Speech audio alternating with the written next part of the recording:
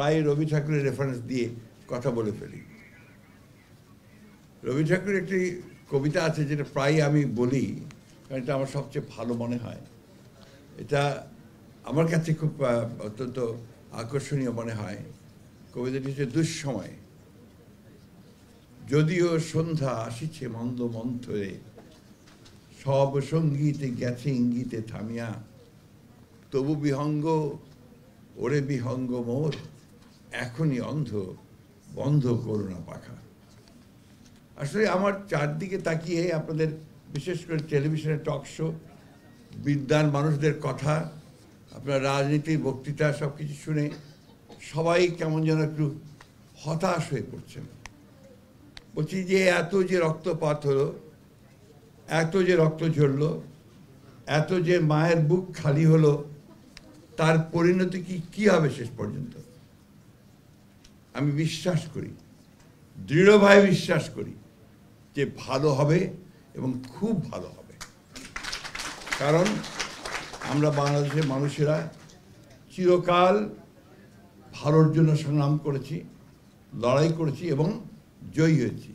বিশেষ করে আমাদের তরুণেরা, আমাদের ছেলেরা, আজকে বাংলাদেশের যা কিছু ভালো অর্জন সব তাদের জন্যে। আপনারা দেখুন, সেই প্রথম থেকে, যদিও আমি পুনরাবৃত্তি করতে চাই না, 52 ভাষা আন্দোলন থেকে শুরু করে একেবারে এই শেষ 24 জুলাই আগস্টের আন্দোলন পর্যন্ত প্রতিটিতেই কিন্তু সামনে ভ্যানগার্ডের যে ভূমিকাটা পালন করেছেন আমাদের ছেলেরা, ও সেখানেই আমাদের শক্তি। আর শক্তি আমাদের সেই মানুষগুলো, যে মানুষগুলোর কথা কিছুক্ষণ আগে রাশেদ তিতুমির বলে গেছেন, যেটা আজকাল আর কেউ আলোচনা করে না অনেকেই, ওয়েলফেয়ার ইকোনমিক্সের কথা, অর্থাৎ যাদের জন্য কথা বলা দরকার, সে আমাদের খেটে খাওয়া মানুষগুলো, কৃষক, শ্রমিক, মেহনতি মানুষ।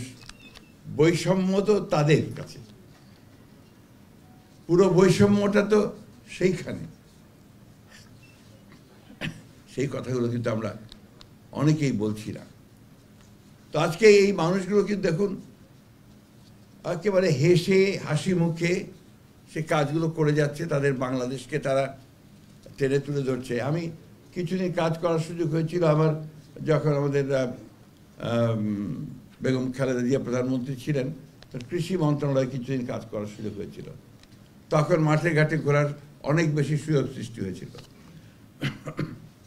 আমি দেখতাম যে আমাদের কৃষকেরা কাজ করছে, আর তার পাশে ব্লক সুপারভাইজার নামে একদল সরকারি কর্মকর্তা আছেন, যারা কৃষকদের সঙ্গে তাদেরকে সাহায্য করে কৃষি উন্নয়নের জন্য। বিভিন্ন নতুন নতুন যে আপনার যে ইগুলো আসে, টেকনোলজিগুলো আসে, সেটাকে কিভাবে ডিসেমিনেট করা যায় মাঠের মধ্যে, সেটার জন্য। আমার কাছে মনে হয়েছে যে বাংলাদেশের সবচেয়ে দেশপ্রেমিক শ্রেণী বা পেশার মানুষ যদি থাকেন, তাহলে কৃষির মানুষেরা, তাদের সঙ্গে যারা কাজ করেন, এই কৃষিবিদ, কৃষি বিজ্ঞানী, তাঁরা। কারণ এখন পর্যন্ত সবচেয়ে বেশি, আপনি যদি বলেন যে কোথায় সাকসেসটা বেশি বাংলাদেশের, আমরা যখন 1971 সালে যুদ্ধ করি স্বাধীনতার জন্যে, তখন আমাদের লোক সংখ্যা ছিল 7.5 কোটি। এখন লোক সংখ্যা আমাদের প্রায় 18 কোটি। সেই সময় আমাদের খাদ্য ঘাটতি ছিল প্রায় 28 লক্ষ টন, আর আজকে খাদ্য ঘাটতি প্রায় নেই বললেই চলে।